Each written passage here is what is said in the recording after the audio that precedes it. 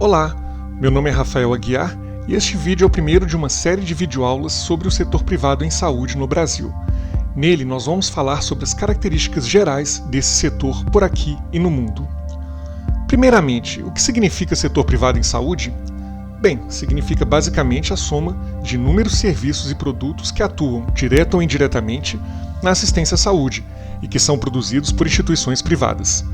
Fazem parte desse complexo industrial da saúde tanto uma drogaria que vende medicamentos no varejo, como uma indústria farmacêutica multinacional, incluindo também profissionais de saúde com consultórios próprios, grupos hospitalares privados e grandes empresas que comercializam planos e seguros de saúde. Os setores público e privado de saúde costumam ser profundamente interligados e podem funcionar de forma complementar, dependente ou até mesmo antagônica em diferentes níveis ou sistemas de atenção à saúde. O fato é que não existem sistemas de saúde exclusivamente públicos ou exclusivamente privados. Até mesmo em Cuba, há algum gasto privado em saúde. Segundo o Banco Mundial, 10,48% das despesas com saúde em Cuba eram privadas em 2017. E mesmo em países de tradição mais liberal, como Estados Unidos e Suíça, ações como vigilância epidemiológica e vigilância sanitária são exercidas pelo Estado. No final das contas, é muito difícil que apenas um desses setores consiga prover todo o cuidado de saúde necessário em uma determinada sociedade. Pense na Covid-19, por exemplo. Seria possível que todas as medidas sanitárias necessárias pudessem ser tomadas por planos de saúde? A resposta é não, por vários motivos. Em primeiro lugar, seria impossível coordenar todo o esforço necessário para o isolamento social. Também não faria sentido se os planos de saúde comprassem as vacinas necessárias apenas para os seus usuários, já que elas só conseguem interromper a transmissão de uma doença se forem aplicadas em uma grande parte da população. Além disso, sabemos que a população mais afetada é justamente a mais dependente de sistemas de saúde universais. Por outro lado, é impossível na prática que os esforços para a produção de vacina sejam realizados apenas pelo setor público, sem nenhum tipo de parceria com o setor privado. De uma forma geral, a maior parte dos avanços em fármacos e em tecnologias aplicadas à saúde vem do setor privado. Apesar disso, discussões sobre o limite dos setores público e privado na saúde, e não apenas na saúde, são comuns em vários países, provavelmente na maioria deles.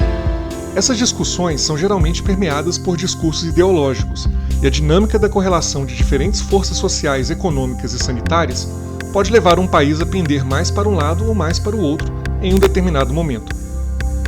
De uma forma geral, podemos dizer que os argumentos a favor de uma maior participação do setor público na saúde levam em conta o conceito de saúde como um direito universal, que deve ser garantido a todos e todas, independentemente da região onde moram e sem levar em conta se essas pessoas estão empregadas ou não. Essa participação do setor público também seria importante para atenuar o peso de diferenças socioeconômicas na população, bem como para garantir que serviços de saúde sejam acessíveis a todos e todas, mesmo em lugares nos quais o setor privado dificilmente se instalaria por não haver ganho financeiro.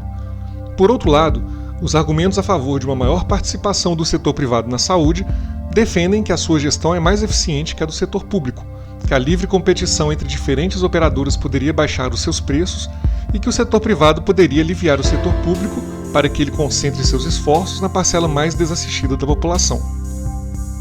O setor privado possui diferentes papéis em diferentes países. Em países como a Suíça e os Estados Unidos, ele é o principal prestador de serviços. Aliás, você sabia que são justamente esses dois países que têm o maior gasto per capita em saúde no mundo?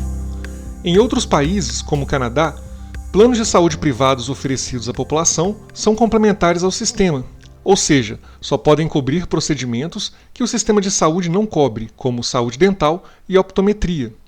Por outro lado, embora os serviços de saúde canadenses sejam financiados pelo setor público, a maioria desses serviços são privados e têm autorização somente para atender a usuários do sistema público, recebendo apenas recursos públicos para isso.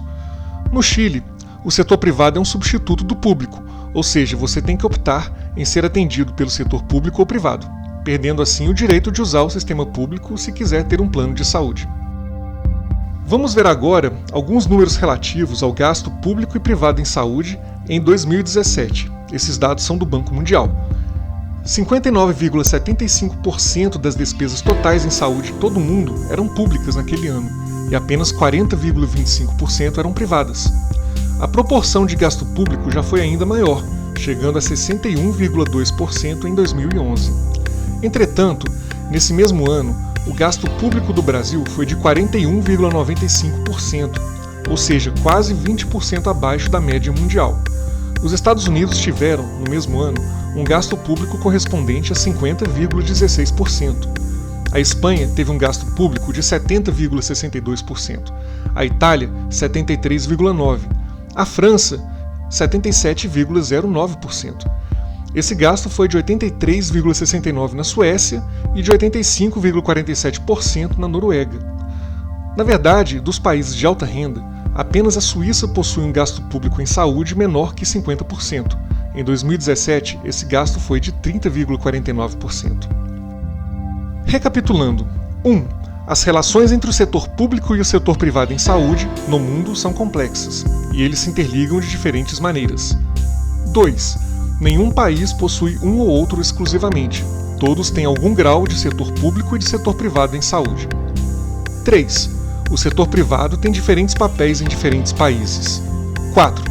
O gasto público em saúde no Brasil, em 2017, esteve 20% abaixo da média mundial, e todos os países de alta renda, tirando a Suíça, têm no setor público a maior parte dos seus gastos.